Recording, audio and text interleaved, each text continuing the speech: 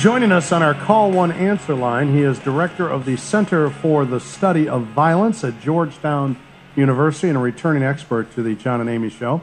Dr. Alan Lipman is here. Good morning, Doctor. How are you, sir? Good morning, John. How are you? We are doing very well. Thanks for joining us. I know it's a very busy morning for you and your expertise.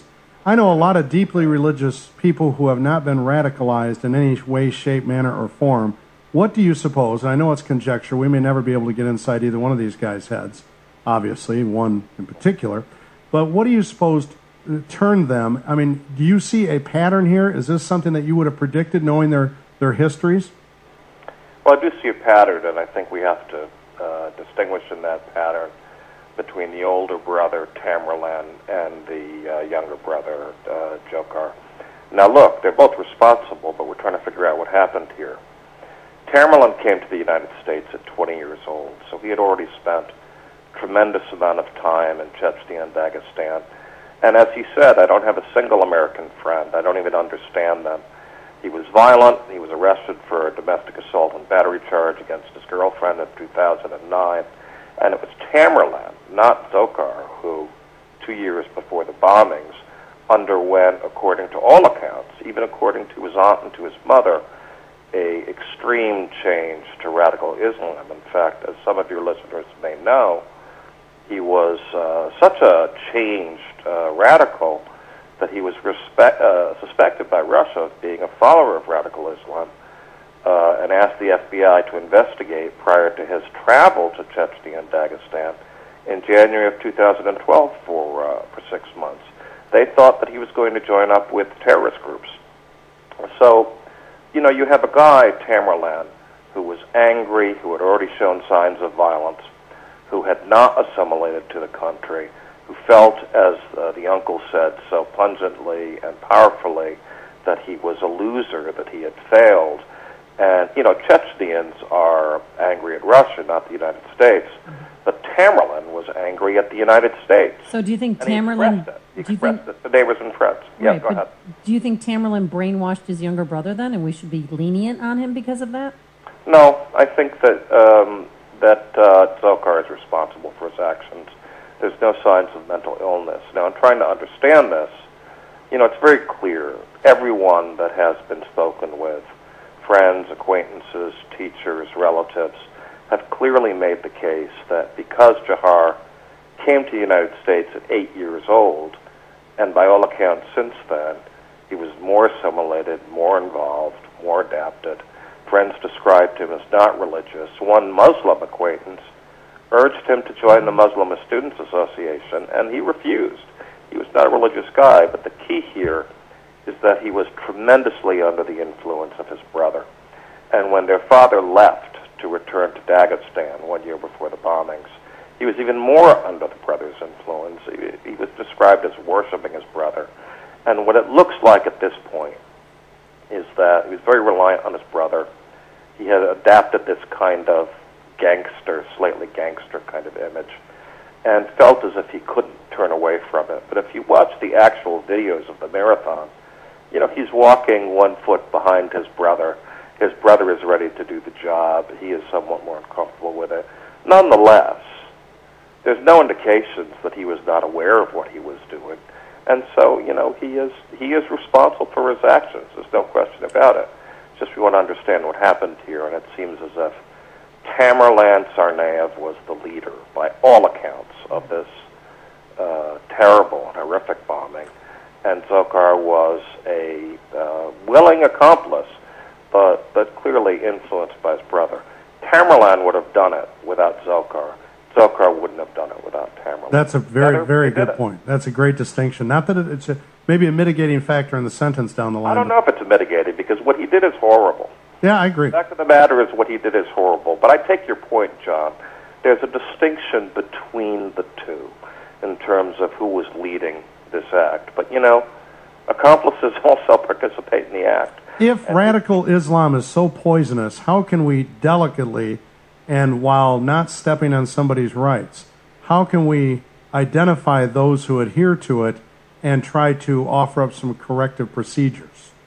Well, I think this is an unusual circumstance in that, you know, if you had predicted what would the and where would the next radical Islamic terrorist, murderous incident in America have issued from, you wouldn't have predicted from a family of Chechen refugees in Cambridge, Massachusetts, who have been here for a number of years. After all, Czechnya has no beef with America. Their primary concerns are with Russia, and as we know, the groups in Czechnya made that very clear. So, unless we want to turn ourselves into a fortress America and ban anyone else from coming into the country, that would be a difficult thing to do. I think we have to, as horrific as this is, focus our efforts on those individuals who are most likely to be radicalized. It is worth noting, though, that when Russia said, check out Tamerlan Tsarnaev, prior to his travel to Czechnya and Dagestan in January of 2012, look, I mean, that was a clear indication that this was an individual who might have been at risk.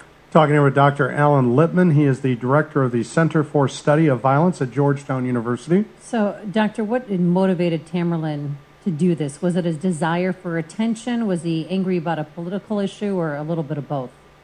I just want to note that the center, as I've noted in the past, founded at Georgetown University, but now an independent institute. Duly noted. Sorry about that. No, that's quite all right. But in terms of motivation, what it looks like to me is this. This was an individual, remember, he came to the U.S. at 20. He had not assimilated to the United States. As we know, he made this very notorious statement, I don't have a single American friend. I don't understand them.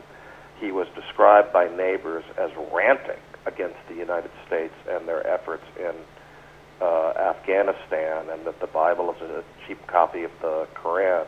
This was someone who in the last 2 years, in his own dissatisfaction with life, had turned to radicalization. Now remember the interview with the uncle, the original interview with the uncle, where he said that they're all losers and that they're angry at the people who have made it.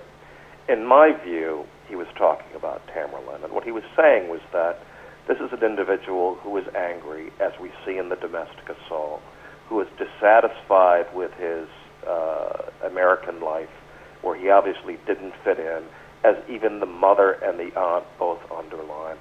This is someone who was angry with his American life, and so he turned to radical Islam, as many do, as a solution to his dissatisfaction with life. He had to fill his own holes.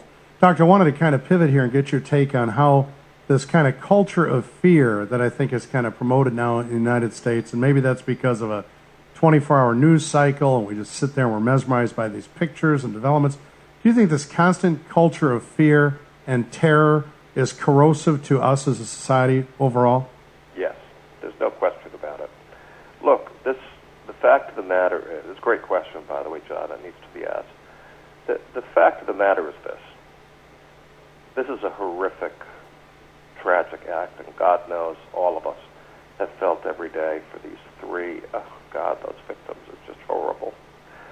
Now, listen, if we are to maintain ourselves as a strong, powerful, resilient nation, we can't allow ourselves to be sucked into the magnifying drumbeat that there is a fearful danger around each corner.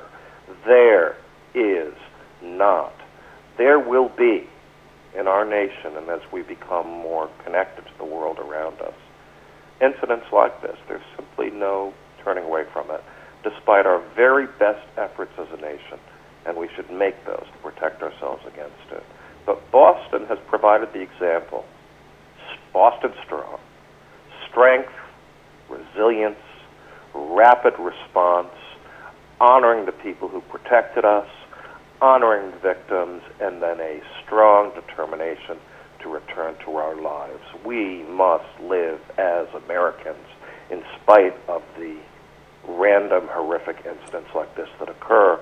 Doctor, I want to read you a text message we just got in seconds ago. What a moment of clarity. What an excellent guest Dr. Alan Lipman is. Well, I appreciate that, and I always appreciate our conversations, Shad and Amy, and your excellent questions. Doctor, thank you. We'll have you back soon, and I know you have a busy day ahead of you, but we appreciate your time and expertise this morning. You bet. Best to all of you out there, okay? Take care. That is Dr. Alan Lipman on our Call One Answer line, Director of the Center for the Study of Violence.